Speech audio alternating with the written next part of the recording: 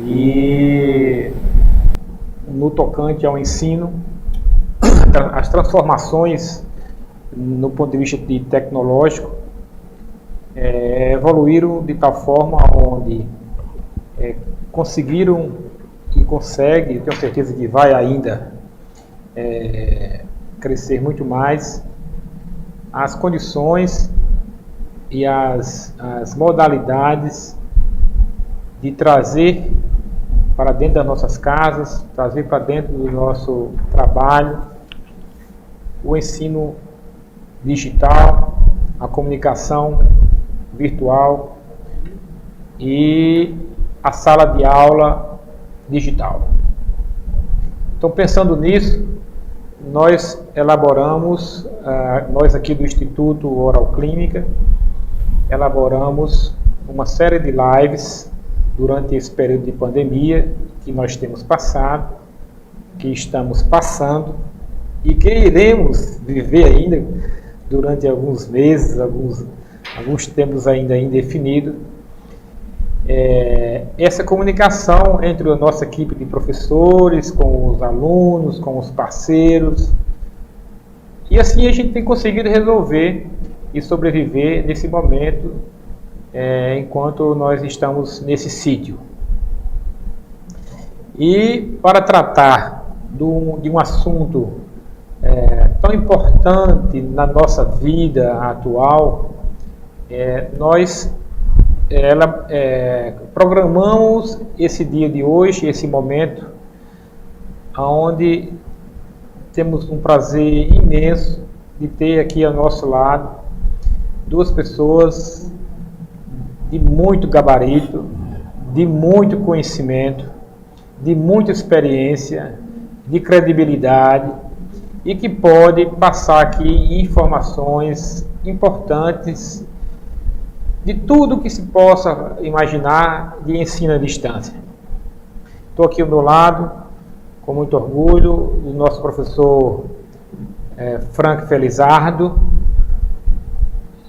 professor de longa história na vida acadêmica, em várias instituições aqui no estado do Rio Grande do Norte, seja no privado, seja no público, e hoje faz parte do grupo de professores da UERN, atua na fundação, uma fundação estratégica no planejamento da universidade, e à distância, lá em João Pessoa, nós temos um grande prazer, uma satisfação imensa de termos o nosso professor Ricardo Monteiro.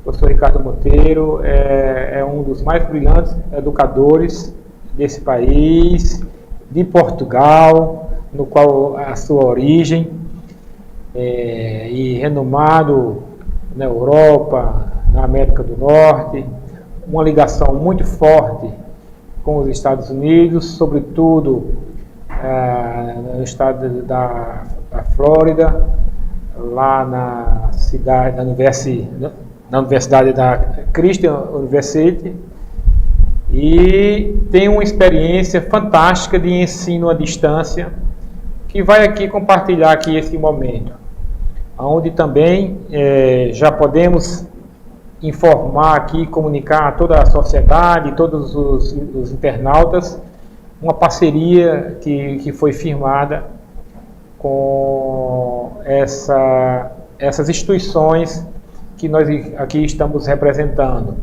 o Instituto Oral Clínica e a Unifuturo, assim também como a Universidade da Flórida. Então, professor Ricardo, muito obrigado antecipadamente aqui pela sua presença, disponibilizar aqui seu precioso tempo, e também professor Frank, né? E inclusive a gente já passa a bola aqui para o professor Frank, para ele fazer um breve histórico sobre essa evolução do ensino à distância aqui no Brasil. Como é que isso chegou, como como deu os primeiros passos, como chegou hoje, como está hoje aqui. E professor Frank? Boa noite, seja bem-vindo. Boa noite. É uma satisfação imensa estar fazendo parte desse momento, esse nível de responsabilidade que o Instituto Oral Clínica tem trabalhado com essas lives. Eu acho isso fantástico, levando conhecimento, levando discussão sobre assuntos que são pertinentes ao nosso dia a dia. E falar sobre a educação à distância é um desafio, porque nos últimos meses, eu posso até colocar assim, nos últimos anos a gente tem tido uma realidade bem evolutiva da educação à distância no Brasil e no mundo. Mais especificamente, nos últimos meses, com essa realidade de pandemia, onde as pessoas tiveram que ficar isoladas, e criou um novo cenário aí de vínculo e de acesso da população em geral com a realidade à distância, né? Mas, e desde já eu agradeço, Ney, agradeço o convite para a gente discutir um pouco isso, principalmente tendo como parceiro nessa discussão o professor Ricardo aí, com a experiência fantástica ao longo de várias décadas no ensino superior. Mas bom, Ney, interessante a gente falar de educação à distância, que começar falando que a educação à distância, ela teve 3 gerações. E 3 gerações interessantes, porque elas criaram saltos evolutivos da forma de se fazer a educação à distância. A primeira delas, talvez muitos de vocês aí de uma idade já um pouquinho mais avançada devem ter participado, que utilizando os processos de ensino através de correspondência. Então, por um longo período de tempo, aí antes da década de 70, mais ou menos, ou na década de 70 também houve uma utilização disso, de cursos que eram feitos por correspondência, pelo correio. E aí nós tivemos um destaque muito grande, que era o Instituto Universal Brasileiro, onde tinha uma variedade imensa de cursos. E essa era a primeira modalidade, apesar de que tem alguns teóricos que dizem que a educação à distância tem desde o século XVIII, quando haviam, através de cartas, a transmissão de conhecimento enviadas por institutos, instituições e pessoas. Mas bem, primeira geração, correspondência. Segunda geração é quando entra depois da década de 70, mais para a década de 80, os telecursos. E aí, nessa modalidade, você tinha materiais impressos, você tinha fitas de vídeo, você tinha programas de televisão. Depois de um tempo, década de 90, é que começa a mudar mais fortemente o modelo de geração, que seria considerada a terceira geração, que é o modelo que a gente tem hoje, com o uso de internet, com o uso de plataformas virtuais, com o uso de bibliotecas virtuais, laboratórios virtuais, simuladores e, mais recentemente, com inteligência artificial e interatividade. Então, você vê, nós tivemos uma evolução que passou por diversas décadas, diversas modalidades, e aí você tem os telecursos, você tem um destaque que a gente pode fazer lá em 1989, que foi aconteceu o primeiro Encontro Nacional de Educação à Distância. Então, é só em 89, depois de toda essa geração, é que acontece o primeiro Encontro Nacional para falar sobre a educação à distância. Em 92, foi que aconteceu a primeira graduação no Brasil à distância, que era um curso de pedagogia da Universidade Federal do Mato Grosso. E isso veio crescendo. Em 94 foi construído o Sistema Nacional de Educação à Distância, que foi um sistema que trouxe uma facilitação desse conhecimento social e científico do que era a educação à distância. Em 95 é que é criada uma associação chamada Associação Brasileira de Educação à Distância, que a ideia era exatamente fortalecer esse conceito, fortalecer o que era a educação à distância. Dentro desse histórico, dessa evolução aí, tiveram alguns marcos, alguns documentos que foram fundamentais para a educação à distância no Brasil. Em 96, foi criado um decreto 1917, que ele criava, na realidade, ele criava a Secretaria de Educação à Distância. Isso linkado com o que pregava as leis, diretrizes e bases, ainda de uma forma embrionária, nessa tentativa de organização do que seria a educação à distância no Brasil, né? Na década de 90 que a gente tem um crescimento mais forte do uso e de implementação do EAD com tecnologias de informação e de comunicação, em 94 acontece um uso mais forte de teleconferência para os cursos superiores e basicamente nas instituições privadas que utilizam mais fortemente isso.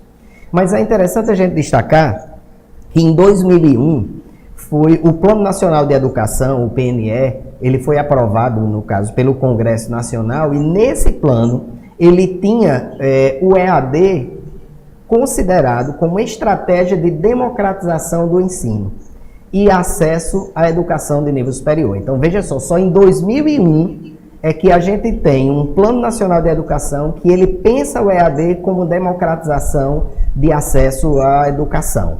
Tá? Em 2002, o processo há um grande incentivo por parte do Ministério da Educação, por algumas diretrizes governamentais, de credenciamento de instituições de ensino superior, e aí começa a modalidade a ter uma oferta de maneira mais larga, mais crescente. Aí lá em 2005, há um novo decreto, que é o decreto 5.622, que aí o que é que ele vem definir? Ele vem definir que, tentando trazer uma roupagem mais robusta do EAD, ele define que os cursos EAD, eles precisam ser sempre projetados semelhante, no mesmo período de tempo, na mesma roupagem que é feito os cursos presenciais. E aí você já começa a dar uma analogia entre cursos presenciais e cursos à distância, e dando até mais credibilidade dos cursos à distância, que existia muitos questionamentos sobre isso, né? Ele normatizou também que esse processo de credenciamento de educação à distância, ele se daria em todos os níveis, nível especial, profissional, técnico, tecnológico e educação superior. E na educação superior, nos cursos de graduação, de especialização, de mestrado e doutorado. Isso em 2005. E definiu regras para a certificação. Como é que vai ser certificado? E aí é uma discussão interessante, se a gente for falar sobre certificação, que hoje os cursos de educação à distância, ele tem a mesma certificação de um curso presencial. Não existe diferenciação. Então, se você se formou num curso de administração EAD e se formou num curso presencial, no seu certificado lá vai aparecer bacharel em administração, nos dois. Então, não tem essa diferenciação. E aí, esse marco, ele vem definir bem claro essa regra. E ele vem estabelecer critérios bem obrigatórios de avaliação dos estudantes, de exames presenciais, estágios, defesa de trabalho de conclusão de curso, atividades relacionadas ao laboratório. Então, esse marco, ele é muito importante. E aí, depois dele, vem para fechar essa robustez da educação à distância, agora em 2017, bem pertinho, foi baixado um novo decreto e uma nova portaria, a portaria 11 de 2017, que ele dá uma grande liberdade às instituições de ensino superior para a criação de polos EAD. Olha, só para vocês terem uma ideia, esse decreto, essa portaria, ele dá a possibilidade às instituições bem avaliadas, que aí tem conceitos frente ao MEC, conceito 3, 4, 5, a terem autorização prévia para criar de 50 a 250 polos por ano. Isso dá um boom de crescimento absurdo na educação superior a partir de 2017. Ele define também que o acervo de biblioteca desses cursos, eles podem ser totalmente online. Imagine, há pouco tempo atrás, para você montar um polo EAD, você tinha que ter uma biblioteca. Isso tinha um custo muito elevado. E agora, a partir de 2017, os cursos EAD, eles podem utilizar totalmente uma biblioteca virtual, biblioteca online. E as instituições que antes, para a oferta do EAD, tinha que ter uma carga horária presencial, mínima presencial, hoje já podem ofertar os cursos totalmente à distância, exclusivamente à distância. E também fazer parcerias com outras entidades jurídicas, fundações, associações, instituições de classe. Então, veja, esses marcos, eles são um grande potencial para a solidificação ao longo da história da EAD no Brasil. Então, eu queria deixar isso destacado para que a gente possa evoluir na discussão aí, Ney. Ótimo, muito bem colocado e muito bem sintonizou aqui cronologicamente a evolução do EAD. E aí, professor Ricardo, a bola agora com o senhor. Começar com uma pergunta mãe aí, né? Qual é o futuro do ensino à distância, professor Ricardo? Seja bem-vindo.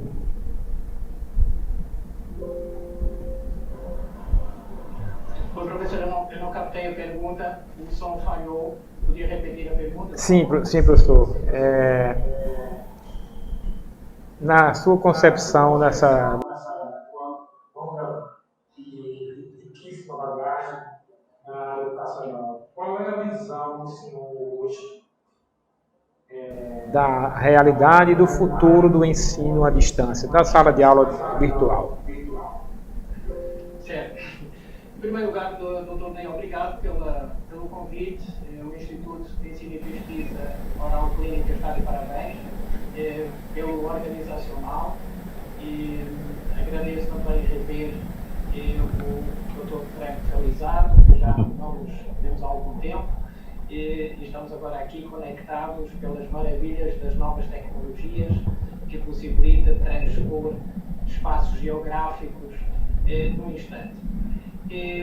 Obrigado também pela sua explanação inicial, digamos, a informação institucional sobre aquilo que tem sido feito no EAD através destas gerações e que nos leva hoje a uma realidade que, digamos, ela se reveste de um recorte muito mais importante em função da pandemia, onde, digamos, todas as tecnologias do ensino à distância são trazidas para uma plataforma visível e onde, efetivamente, as pessoas começam, digamos, a criar um discurso diferenciado se compararmos com alguns meses atrás ou com alguns anos atrás.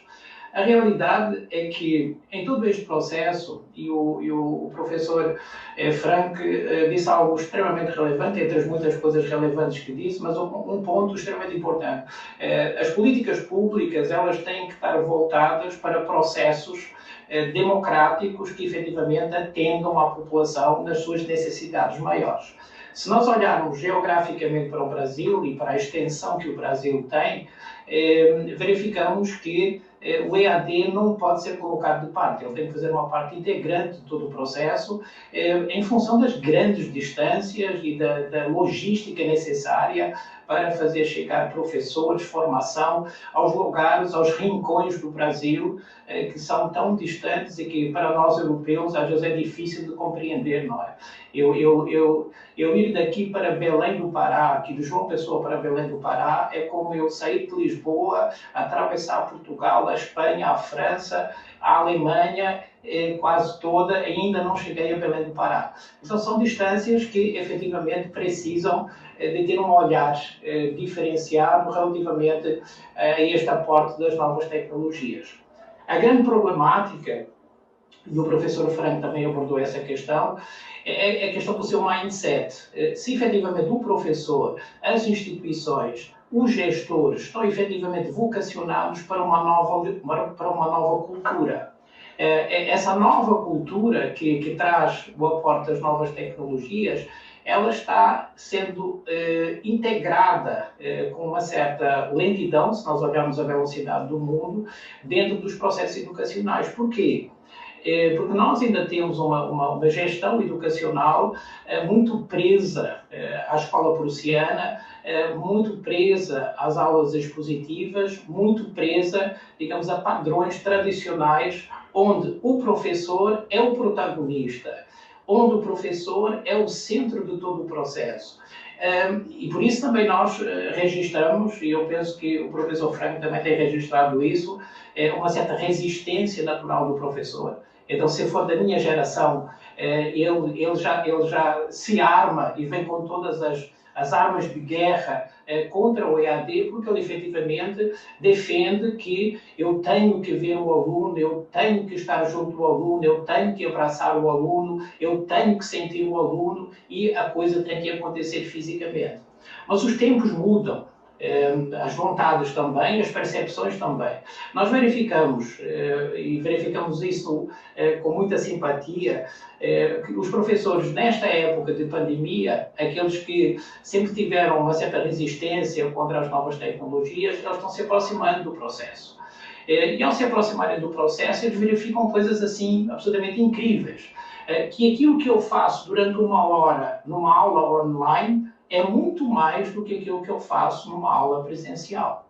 Eu consigo, efetivamente, transmitir mais conhecimento de forma mais concentrada do que eu faço numa aula ao vivo dentro de uma sala de aula. Eu tenho uma capacidade também de colaborativa e tenho uma possibilidade de partilha documental muito mais efetiva e muito mais rápida. E eu tenho também, digamos, um aporte de informação. Eu posso partilhar a minha tela, eu posso abrir links, eu posso abrir vídeos, eu posso abrir enciclopédias, eu posso abrir a informação do mundo em instantes, coisa que muitas vezes é difícil dentro de uma sala de aula. Então, como é que eu vejo todo o processo evolutivo? Eu venho de uma geração da aula presencial. Eu venho de uma geração que não tinha relação absolutamente nenhuma com o ensino à distância, muito menos com as novas tecnologias. É algo que passou por um processo de aprendizagem adaptativo. Eu posso-vos dar um exemplo para que os nossos professores brasileiros e os gestores não fiquem tristes, porque no meu país nós vivenciamos uma situação muito idêntica. Nos anos 2002, 2003, sensivelmente, eu estava à frente de um projeto chamado Universidade da Criança, que trabalhava com principalmente crianças sobredotadas, a nível de pré-escola e de ensino fundamental, que se chama lá o ensino primário, educação primária.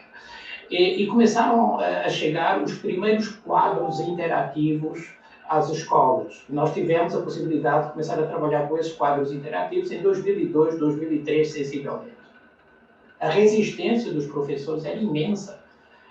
Veja como a geração quadro de ardósia e giz passar para um mundo absolutamente informatizado, onde a caneta, na realidade, é o mouse que navega pelo quadro interativo e faz coisas maravilhosas. Então foi uma situação difícil, os professores com muita resistência, daí também que nasce a questão de ter uma certa resistência relativamente à qualidade do EAD, dos conteúdos repassados pelo EAD. A gente ouvia muito comumente dizer, não, mas um curso presencial vale mais do que um curso EAD. E nós sabemos que aquilo que é avaliado não é a modalidade, mas sim o curso em si. Então, eu hoje ter um curso de administração ou no formato EAD ou no formato presencial não tem diferença nenhuma. Agora, eu trago aqui um ponto para debate e um ponto, digamos assim, que faz parte também, digamos assim, da nossa forma de pensar o EAD. O EAD, quando foi criado, o chamado e-learning, quando ele foi criado, ele apresentou duas vertentes. Ele apresentou uma vertente síncrona e uma vertente assíncrona. Qual foi a vertente, digamos assim, que o mundo educacional, que a indústria educacional abraçou? Abraçou o projeto assíncrono. E o projeto assíncrono é aquele que nós temos hoje em 99,9% do Brasil. Ou seja, a aula é gravada, o professor não está, efetivamente, numa relação direta com o aluno, e o aluno também não tem a possibilidade de interação com o professor. Aliás, a resposta ela vem assíncrona. Existe um delay entre a fala do professor e a dúvida que o estudante quer ver sanada, que sequer é respondida pelo professor, mas é respondida através dos chamados tutores. Verificamos que isso se espalhou. E quando nós olhamos para o EAD hoje, E pronto, eu digo isso também com uma certa preocupação. Nós criamos efetivamente um processo industrial dentro das linhas do EAD, que muitas vezes faz chegar ao aluno um conhecimento, digamos assim, já desconectado do tempo e do espaço. Uma aula que foi gravada há 6 anos atrás, uma aula que foi gravada há 8 anos atrás e continua a ser depois repassada dentro de um conteúdo programático de um curso de bacharelato ou de licenciatura dos nossos futuros administradores ou dos nossos futuros pedagogos. A ideia que se coloca hoje e que, enfim, pode deixar a base para futuras discussões é trazer a sincronicidade para dentro do processo. Ou seja, aquilo que nós estamos fazendo aqui, nós agora estamos aqui num processo síncrono. Eu estou vendo o professor Franco está me vendo, eu falo com ele fala comigo, eu posso perguntar, ele me responde, e a realidade do aprendizado é bem diferente do que eu estar assistindo a uma gravação. É claro que, do ponto de vista, digamos assim, mecanicista, do ponto de vista financeiro, todo o processo EAD em escala, obviamente que ele é muito mais rentável. E um outro perigo que nós trazemos para dentro do processo, eu também deixo isso aqui para a base de debate, é a precarização do lugar de trabalho do professor. Porque, na medida do possível, na medida em que eu começo a trazer os enlatados para dentro do processo e os professores começam a gravar esporadicamente as suas aulas, obviamente que os seus lugares de trabalho também vão minguando. Enquanto o processo síncrono, não. No processo síncrono, eu dou um exemplo, com a pandemia, nós temos uma vantagem, porque efetivamente dentro de casa já existe essa mentalidade, mas em 17 de março, quando nós começámos a transferir todo o processo das aulas de graduação para o formato online síncrono, até hoje os professores continuam dando as mesmas aulas, à segunda, à terça, à quarta, à quinta, à sexta, nos mesmos horários, com os mesmos alunos. Eles só não se encontram dentro de uma sala de aula presencialmente, mas eles estão no processo online interativo. Então, eu vejo, para voltar à questão inicial, o EAD com bons olhos e fundamental para o crescimento. Não tem outro caminho. Nós estamos numa geração em que as críticas ainda são feitas de uma certa forma severa, dizendo, não, tudo bem, mas a criança ela tem que aprender efetivamente a escrever, a motricidade fina tem que ser exercitada. Eu concordo com isso, mas deixa eu dar um outro exemplo. Os meus filhos cresceram, tenho 3 rapazes, todos eles já cresceram, digamos assim, nesse formato digital. E quando eu olho para os meus filhos, olhava para os meus filhos ainda pequenos, com um comando de um jogo eletrônico que tem 10 botões e eles conseguiam manusear esses 10 botões com os 10 dedinhos numa velocidade absolutamente incrível, eu dizia assim, uau, isso é motricidade fina. A excelência da motricidade fina, eu jamais conseguiria isso. O meu cérebro jamais conseguiria essa coordenação. Então, tem muitas coisas que são olhadas de uma forma negativa, mas tem muitos aspectos positivos relativamente à geração que nós estamos aí aguardando amanhã. Então, hoje, temos que falar em ambientes virtuais de aprendizagem, temos que falar em bibliotecas virtuais, temos que falar em fóruns, temos que falar em videoaulas e videoconferências, chats, blogs. Existem 3 grandes tendências no ensino à distância. O professor Franco já falou há pouco, a inteligência artificial e os chatbots, o microlearning e a gamificação. São 3 grandes tendências do EAD para o futuro que nós precisamos de convertê-las para dentro do processo de ensino-aprendizagem que se torna uma mais-valia não só para os nossos alunos, mas também para os nossos professores e também para os nossos gestores educacionais. Mas no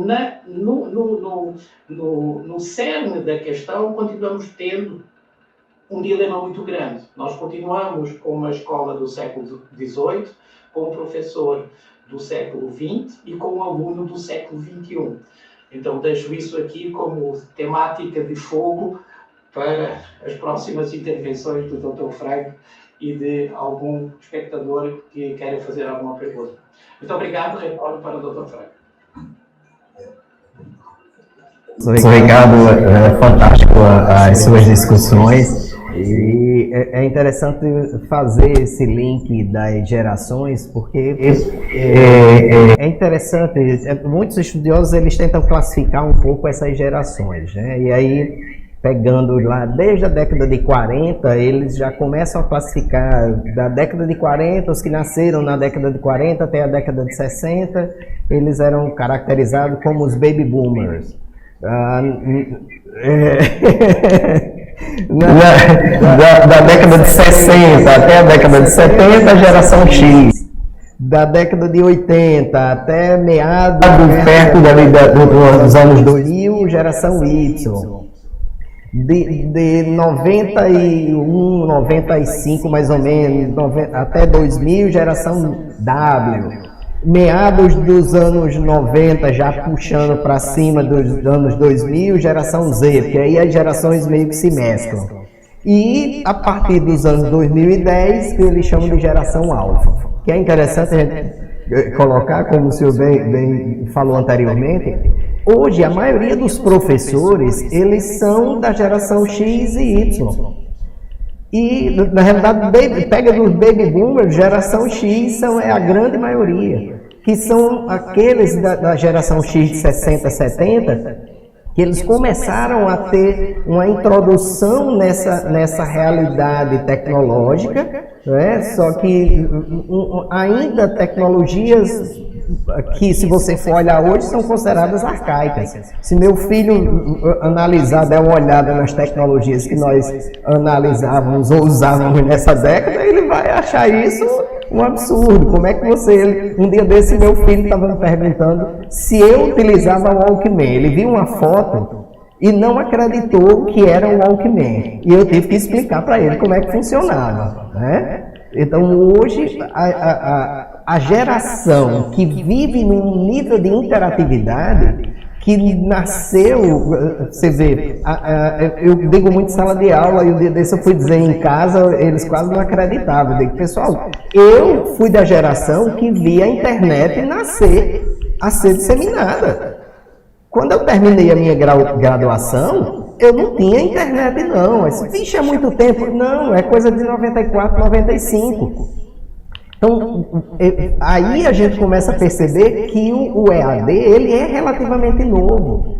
E a geração que cresceu depois da internet é uma geração que não consegue enxergar o mundo sem isso. Então, não consegue enxergar o mundo sem a internet. Tira a internet de dentro de casa para ver o desespero dos filhos de vocês. Então, hoje as plataformas digitais, as plataformas de streaming, as plataformas que eles utilizam com uma facilidade e que muitos dos nossos docentes não sabem nem falar o nome de determinadas plataformas, determinadas tecnologias. Então, essa realidade, essa briga, ela ainda, no meu entendimento, ela vai acontecer ainda por um longo período de tempo. Porém, por outro lado, se o senhor lembrar aí das últimas décadas, eu estava dando uma olhada nos censos da educação superior do Ministério da Educação, de 2009 para 2019, nós tivemos quase 150% de crescimento do EAD no Brasil. 150% de crescimento. E se nós pegarmos os últimos anos de 2017 para cá, a educação à distância tem crescido a cada ano e eu vou pegar em especial 2017, 2016 para 2017, a educação presencial caiu 0,4%. E essa queda veio aumentando 2017, 16 para 2017, 2017 para 2018, 2018 para 2019. Então você vê, ano a ano, um crescimento exponencial da EAD, dos cursos à distância. Então hoje você já tem, peguei o dado de 2017, nós temos quase 2 milhões de alunos matriculados hoje na educação superior no Brasil. Então isso é uma grande representatividade. E o que é que a gente vê? O que é que traz esse crescimento? O que é que eu percebo como crescimento? O que traz esse crescimento? Primeira coisa é a comodidade. Não tem coisa mais cômoda do que você. Vamos lá, nós vivemos hoje num maluco, onde você tem 1001 tarefas, 1001 funções, é trabalho, é casa, o seu lazer, a sua família, e muitas vezes você dedicar um expediente completo ali, que seja uma noite, que seja uma manhã, que seja uma tarde, no ensino superior, dentro de uma sala de aula, às vezes é complicado.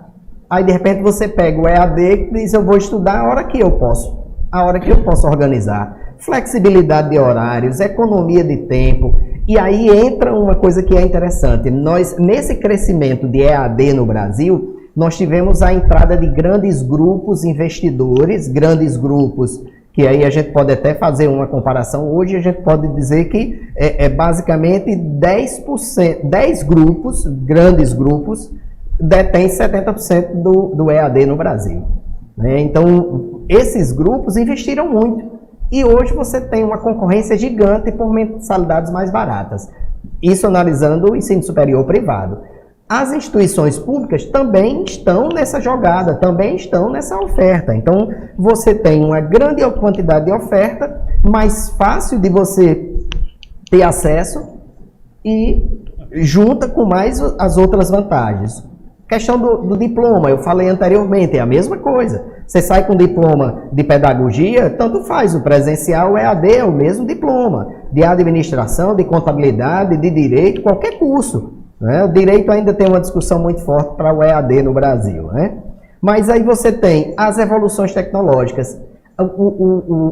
Eu acho que ainda é um desafio, que se a gente for falar aí das desvantagens, a gente pode falar um pouquinho lá na frente, já deixo a deixa aí para essa discussão, que eu acho que é uma das desvantagens do EAD, é que ainda as plataformas precisam de mais interatividade.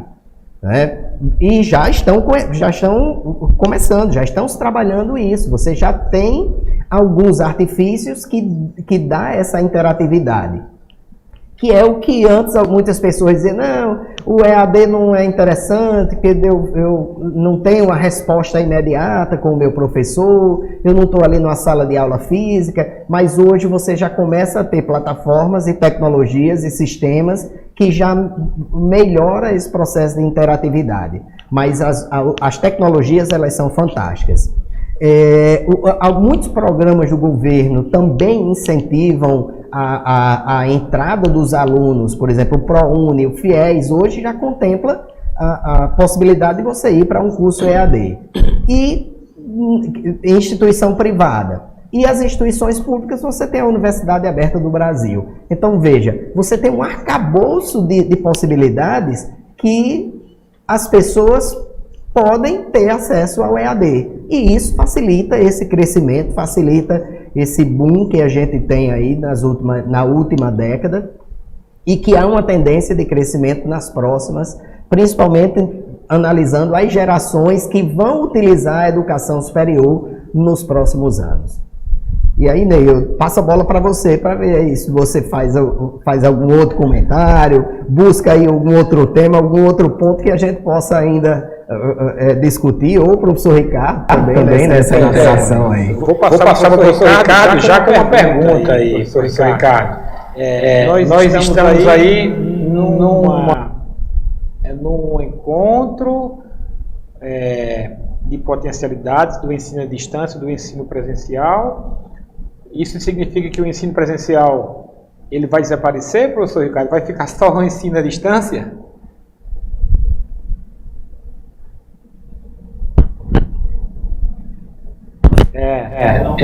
Tá ligado aí? Tá ligado no seu no fone lá? O senhor... Oi? Agora tô... Então,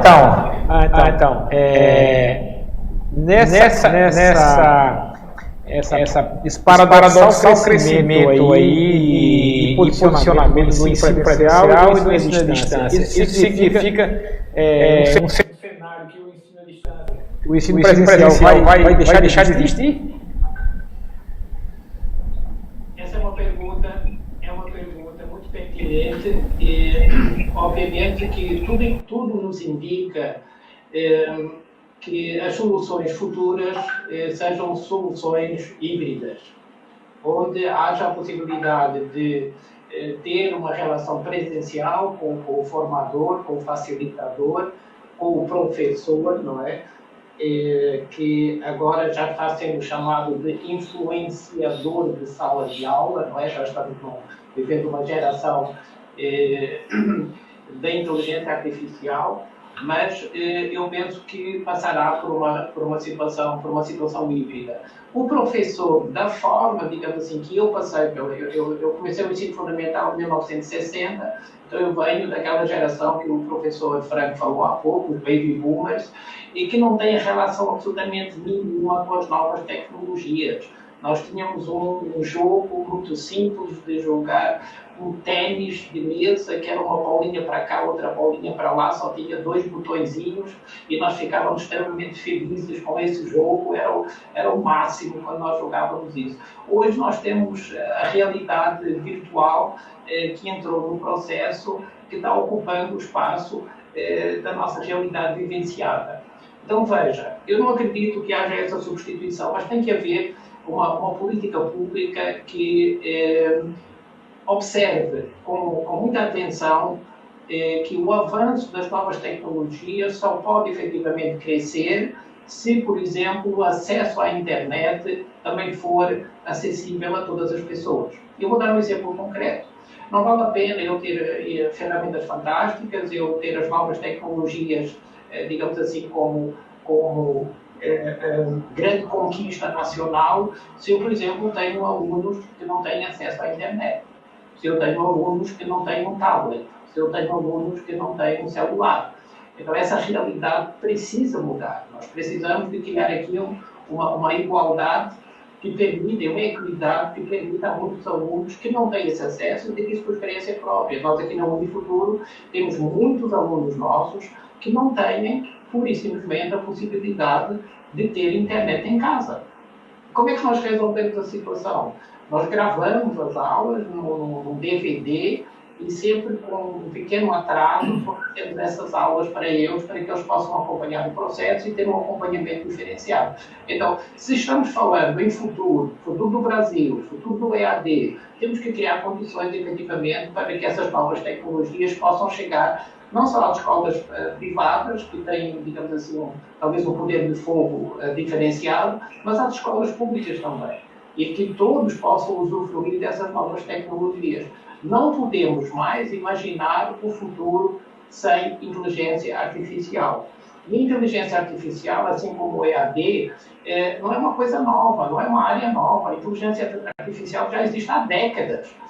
Isso em virtude do desenvolvimento da computação, da informática.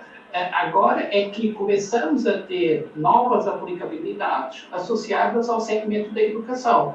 Então, a educação está se beneficiando agora da inteligência artificial há bem pouco tempo. Atualmente, nós temos atividades verdadeiramente imersivas por meio de um padrão de erros e acertos. Com o uso da ferramenta, por exemplo, é possível que os alunos acompanhem estatisticamente a evolução dos seus aprendizados. Isso é muito bom. É muito bom eu, como aluno, poder acompanhar, gerir, digamos assim, a minha carreira de aprendizado, poder ver estatisticamente a evolução dos meus aprendizados, como se faz com um esportista de alta performance. Então, os chamados chatbots, para falar um pouquinho em termos de futuro, desempenham uma função diferente, mas que se relaciona com a inteligência artificial. Então, eles assumem, na realidade, os chatbots, isso é uma coisa que está acontecendo no mundo, eles começam a assumir o papel de tutores, que ensinam as pessoas por intermédio de testes, de games, que começam a fazer simulações. Vejam para que mundo maravilhoso nós estamos caminhando. Podemos dizer assim, mas isso é a desumanização do processo. Não. Os nossos cérebros, os cérebros das crianças que estão chegando à escola hoje, têm uma configuração diferenciada, têm exigências diferenciadas, têm um estímulo natural para as novas tecnologias, têm uma intuição natural que parece que já vem no DNA. Esses chatbots, esses mecanismos, eles também podem fazer treinamentos específicos, auxiliando os professores e auxiliando os estudantes a navegar, por exemplo, no ambiente virtual de aprendizagem. Então, nós estamos caminhando para um mundo que, efetivamente, traz uma descoberta a cada dia. Não se trata aqui do que está certo, o que está errado, mas nós temos que começar a pensar de maneira diferente. A forma como o professor pensa a educação determina a forma como ele faz a educação.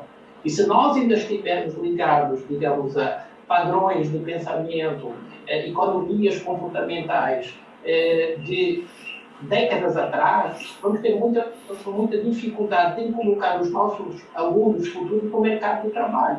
Porque se a escola hoje tem essa função de colocar os alunos no mercado de trabalho, o professor falava há pouco da primeira geração de EAD, lá no século XVIII. Tinha um homem chamado Caleb Phillips, o professor deve se lembrar dele, que começou a fazer os primeiros cursos por correspondência, que eram dedicados fundamentalmente às mulheres, para as preparar para o mercado de trabalho. Reparem, nós hoje a escola está continuando nessa mesma função, de nos preparar para o mundo corporativo. Só que o aluno que está chegando hoje ao mundo corporativo fala uma linguagem e o empresariado está falando outra linguagem, porque já evoluiu no processo. E nós criamos esse descompasso entre aquilo que é real e aquilo que é o sistema de aprendizado hoje. Eu li há pouco tempo uma entrevista de um pensador em que ele dizia assim, ele está diferenciando entre os professores reais e os professores fake. Aqueles que transmitem efetivamente a noção da realidade e te colocam na realidade vivida, ela tem que ser vivida, e aqueles efetivamente que te repassam teoremas ao longo do processo, mas que não te preparam para a vida real. Então eu acho que o EAD ele pode trazer uma mais-valia para todo esse processo, para criar uma nova mecânica de pensamento, uma nova postura, um novo discurso. O professor hoje diz assim, eu tenho muita dificuldade em formatar uma aula online. Claro, é uma didática diferente, é uma metodologia diferente, é um discurso diferente. Eu estou como protagonista no centro das atenções, estou sendo filmado, estou sendo visto. Eu vi um novo ator que eu nunca fui. É difícil. Como é que eu faço as avaliações? O professor que faz as avaliações tradicionais, agora no processo EAD tem muitas dificuldades. Como é que eu avalio o meu aluno? Então, essas descobertas, agora no período da pandemia, tiveram uma função muito importante de abrir novas percepções e de começar a combater paradigmas que estavam arraigados no nosso comportamento diário. Então, precisamos de nos adaptar a uma nova rotina, a rotina da mudança. E essa rotina da mudança nos vai levar, efetivamente, para novos patamares de consciência. E a educação, a nível superior, ela vai crescer. Nós estamos num momento, professores, em que, no Vale do Silício, foi aberta a primeira universidade sem professores. E autofinanciada. A Universidade de 42. Tem uma no Vale do Silício e tem outra em Paris. E nós perguntamos assim, mas cadê o professor? Não tem professor. Todo mundo é aluno e todo mundo é professor. Trabalham por projetos. Vão de projeto em projeto. E quando eles terminam o seu curso no final de 4 anos, tem uma fila de espera para lhe dar emprego. Porque eles trazem o como fazer. Não só o como saber, mas o como fazer. E isso é fundamental. Eu acho que as novas tecnologias, elas já fazem parte integrante do processo, e o Brasil também está abrindo a sua mente para esse processo, e nós certamente vamos evoluir e vamos crescer e vamos fazer da educação uma alavanca que possa gerar riqueza para o povo e que crie, digamos assim, um ambiente de maior igualdade e de equidade. Essa é a função da ciência. Perfeito, professor, perfeito. Eu acho que fantástica a sua analogia nesse cenário, e eu também concordo. Eu não vejo o EAD substituindo 100% o presencial. Existem formas híbridas que hoje já está sendo utilizado em muitas instituições, talvez ainda de uma forma embrionária, mas que talvez defina o futuro do EAD e do presencial. Eu percebo que em um futuro a gente pode não ter nem essa discussão do que é presencial, do que é EAD, mas ter uma modalidade de ensino onde ela acontece de forma híbrida. E aí você tem momentos onde você se encontra, tem momentos que é virtual. Eu estava vendo, hoje você já tem metodologias interativas, metodologias que utilizam esse sistema híbrido. Por exemplo, a sala de aula invertida é uma tecnologia, uma metodologia de ensino, do processo de ensino-aprendizagem, que ele inverte o conceito que a gente tinha antes de sala de aula, que você ia para a sala de aula ensinar, o aluno levava o trabalho para fazer em casa. A sala de aula invertida faz o inverso, ele joga para você virtualmente vídeos, conceitos, discussões de textos, exemplos, problemas. Você estuda virtualmente e vem para a sala de aula para construir um conhecimento coletivo junto com seus colegas. Então você começa a mudar o modelo daquele papel do professor nessa relação de ensino-aprendizagem e de uma forma híbrida. E muitos outros aparecem. Eu só gosto de fazer, eu acho interessante que se faça uma analogia de vantagens e desvantagens. Qual é a vantagem de só EAD, do só presencial? O EAD tem inúmeras vantagens. Por exemplo, a abrangência.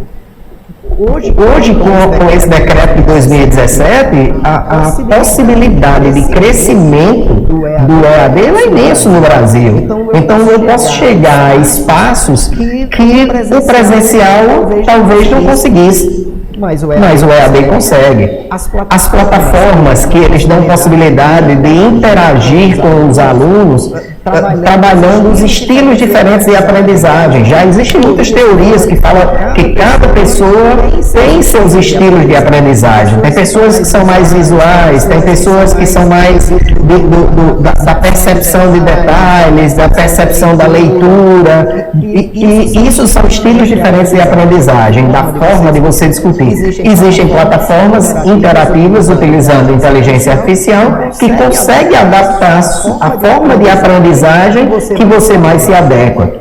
Os processos de avaliação são muito questionados. Como é que vai fazer uma avaliação EAD? Hoje você tem avaliações randomizadas, com o tempo programado. Mesmo sendo ela objetiva, você tem ali um tempo que não dá para você sair consultando o material. Você tem inteligência artificial com reconhecimento facial. Então eu preciso estar com minha câmera ligada, fazendo a minha avaliação EAD, e ele está vendo se sou eu realmente que estou fazendo ela. Então, já existem algumas tecnologias também de inteligência artificial para leitura de questões objetivas, discursos subjetivas. Então, vantagens são inúmeras. Os laboratórios. Hoje já existem laboratórios virtuais das mais diversas áreas, inclusive das áreas da saúde que são tão questionáveis. Como é que eu vou ensinar uma pessoa, um médico, um enfermeiro, a desenvolver determinadas habilidades? Existem hoje laboratórios virtuais que eles são tão eficientes quanto as aulas presenciais. Então, isso são vantagens. E há inúmera possibilidade de desenvolvimento de atividades que não conseguem ser no ambiente presencial. Então, isso eu vejo como vantagens. Já também tem algumas desvantagens. Por exemplo, o professor, os tutores, os que estão envolvidos com EAD, ele precisa ter um nível de competência muito mais evoluído e interativo com essas tecnologias. Né? O senhor comentou isso anteriormente, a falta de acesso de grande parte da população. Muita gente não tem acesso a uma banda larga. Como é que eu teria condições de assistir filmes, de participar de um game virtual, de utilizar uma tecnologia se eu não tenho nem internet? Né? Muitas limitações didáticas e pedagógicas, né, por parte das IES, por parte dos docentes. Falta de oportunidade de network, às vezes acontece como uma desvantagem, e uma coisa que às vezes me preocupa, que é a mercantilização feita por grandes grupos, ou alguns grupos ou algumas instituições que termina colocando à frente o negócio e deixa de lado o processo ensino-aprendizagem, o processo educacional. Então, isso eu acho desvantagem no EAD. Porém, não vejo simplesmente se acabar um e começar o outro. Eu vejo também, como o senhor, uma interação entre as duas modalidades no futuro bem próximo. Eu não vejo isso tão longe, não. Meu amigo Ney? É fantástico. Um dos grandes maiores pontos desta nova realidade é sem dúvida. Oi? Ok? Agora sim? Agora sim, então, um dos grandes pontos que eu acho de todos esses inúmeros outros que existem é o acesso. O acesso da informação às pessoas. No mais longínquo local onde ela estiver, na selva, no interior, em qualquer lugar, por mais condições sociais comprometedoras, tendo acesso à internet, consegue ter informação de tecnologia igual de uma forma real e sem nenhuma discriminação. Eu acho que isso é uma das grandes vantagens do ensino à distância. Essa possibilidade da socialização do ensino, da informação para as pessoas. E, professor Ricardo, nós passamos um pouquinho do horário, mas já entramos no canal do YouTube. Acho que o senhor pode dar sequência aí dentro dessa perspectiva e nós procurarmos entender hoje que o aluno ele passa a ser um vetor do conhecimento digital para a sociedade, porque os segmentos de uma forma irreversível, seja lá qual for o segmento, economia, gestão, administração, saúde, serviço, ele vai precisar do ensino à distância de uma forma muito mais profunda. Esse é uma realidade que eu gostaria que o senhor comentasse sobre esse aspecto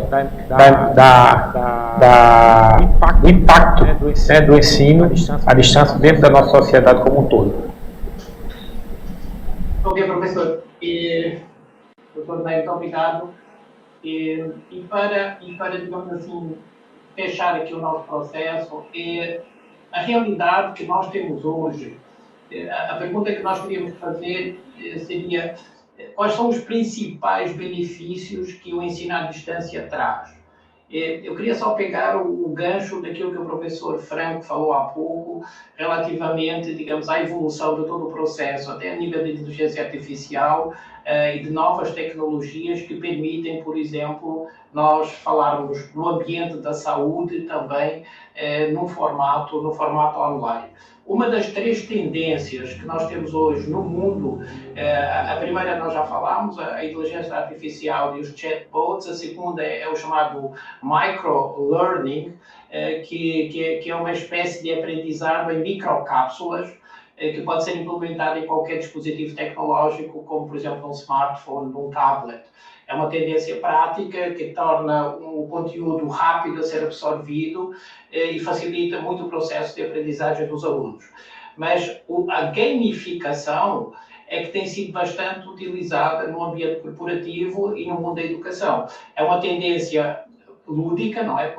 A gamificação, e que ela se utiliza dos jogos digitais para atrair e para engajar as pessoas em participar em algum processo de aprendizagem. Então vejam, no campo da educação, ela está com várias competências: flexibilidade, criatividade, espírito em equipe, Além disso, ela auxilia os estudantes na tomada de decisões, na resolução de problemas, pois os coloca à prova a todo instante. E nós hoje precisamos, efetivamente, de um processo educacional vocacionado para duas coisas: o troubleshooting e o problem solving. Essa resolução de problemas e essa gestão de crise hoje tem que fazer parte do processo de aprendizagem. E a gamificação, ela possibilita essa abertura. Então, nós podemos ver a gamificação em várias áreas, no curso de engenharia, nos cursos de medicina, nos cursos de computação, nos cursos de administração, nos cursos de arquitetura. Então, isso já é uma realidade que, efetivamente, pode tirar alguns medos aos mais conservadores relativamente à importância do EAD. E se olharmos um pouquinho para os benefícios maiores e o impacto que tudo isso pode ter na nossa sociedade, em primeiro lugar temos o ponto de economia, a flexibilidade e a inclusão. Economia porquê? O professor Frank já falou nisso. As mensalidades são bem mais baixas e toda uma logística, até de transporte, de locomoção de uma massa humana de uma cidade para outra cidade, nós começamos a ter até uma outra logística, digamos assim, na economia de transportes.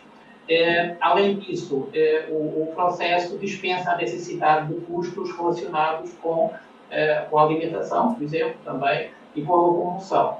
Flexibilidade, o professor também já falou isso, relativamente, por exemplo, à proposta assíncrona. Na proposta assíncrona, o aluno faz o seu próprio horário. Eu falei há pouco que eu tenho uma certa predileção pelo processo síncrono, a aula em tempo real com o professor em tempo real. Mas da mesma forma como as novas tecnologias no Brasil precisam de ter um acesso à internet, da mesma forma, digamos assim, na nossa cultura comportamental, tem que haver uma capacidade, digamos, de autodidata que possibilite a nós nos disciplinarmos para assistirmos àquela aula naquele momento. E eu aí posso dar um fator interessante. Por exemplo, as grandes instituições, na sua maioria, se repararem, elas oferecem muitos cursos tecnólogos. Por que um curso tecnólogo? Porque ele só dura 2 anos. E mesmo assim, às vezes, o curso tecnólogo passa a demorar 3 anos ou 4 anos, porque as pessoas, muitas vezes, elas colocam mais para a frente. Eu posso estudar amanhã, eu posso estudar no próximo final de semana, deixa para o mês que vem. Então ainda não existe, porque essa disciplina comportamental de gerenciamento do tempo que traga, digamos assim, um benefício direto maior do que aquele que ele já traz. E finalmente temos a questão da inclusão, que também o professor Frank, eu já referi há pouco. Quem não consegue, por exemplo, por algum motivo, frequentar um curso presencial, tem o benefício da modalidade, ou seja, ele pode estudar por um valor menor e estando em qualquer parte do Brasil. Então eu penso que é aquilo que se chama win-win situation. Ela vai trazer sempre, digamos assim, um processo vitorioso para dentro das vertentes da educação e não tem caminho mais para trás. Quer dizer, hoje os professores talvez estejam um pouquinho mais sensíveis a todo o processo, mas essa é exatamente a geração futura, vai trabalhar dessa forma e a nossa sociedade está criando essa nova economia comportamental. Então quero agradecer estar aqui alguns momentos convosco, a gente tenha a possibilidade de ter algumas perguntas vindas do público, não é? Professor Frank, obrigado também por ter estado aqui hoje. Fico muito feliz e vamos repetir esta experiência mais vezes, porque sem dúvida alguma ela é extremamente relevante e enriquecedora. Muito obrigado pelos seus contributos, agradeço a iniciativa e pelo convite. Obrigado. Muito bem, perfeito, professor. Eu também só tenho a agradecer. Eu acho que a discussão ela foi fantástica. Nesse mundo de mudanças em um processo educacional que a gente vem passando nos últimos anos e que eu vejo que a próxima década ela vai ser, além de desafiadora, ela vai trazer grandes mudanças e grandes perspectivas, apesar de todo o contexto que a gente já discutiu aqui. tá? Mas a gente vê que nesse cenário crescente de competitividade que o próprio mercado está gerando, a possibilidade de formação de redes de cooperação, a grande capilaridade que o EAD pode ter, e esse grande investimento em novas tecnologias, em diferenciar de processo de ensino-aprendizagem, e a evolução do corpo docente nesse cenário de educação à distância, de utilização de plataformas à distância. Então, a gente vê que o cenário futuro, ele é um cenário positivo para o EAD. Não é que seja negativo para o presencial. Ele é positivo para o EAD como uma complementação do presencial, fazendo aí essa mistura, e eu acho que a gente só tem a ganhar. Principalmente que a gente vai desenvolver sistemas muito mais adequados à geração que vem sendo e vem buscando esse acesso ao ensino, principalmente ao ensino superior no país. E aí, se a gente tivesse que falar algumas palavras que pudesse relatar ou concretizar o que seria esse EAD, eu colocaria 3 palavras em específico: autonomia, tecnologia e praticidade. Essas 3 palavras, elas definem essa evolução e esse processo do ensino superior. E eu acho que é com elas que a gente vai ter que conviver por muito tempo e vamos quebrar paradigmas, mudar conceitos, evoluir, desaprender e aprender. Porque eu acho que a gente vive nesse processo de desaprender e aprender novos conceitos, se envolver em novos conceitos. Meu amigo Ney, muito obrigado. Obrigado, professor Ricardo. Acho que o debate foi fantástico. Fico à disposição para outros debates, outros momentos. Acho que isso é extremamente enriquecedor nesse momento de grandes dificuldades. Investir e buscar aprendizado é fundamental. Abraço a todos. Obrigado, professor. Um abraço. Boa noite, professor Ricardo. Muito obrigado mais uma vez pela presença, pela participação brilhante. Professor Frank, é excepcional. Nós estamos encantados com essa nova realidade. E eu diria, professor Frank, que o nosso compromisso, além das 3 palavras que você encerrou muito sabiamente, tecnologia, praticidade e autonomia. Além dessas 3 palavras, nós temos, em nome da instituição, o compromisso de promover o ensino com responsabilidade e com muita qualidade.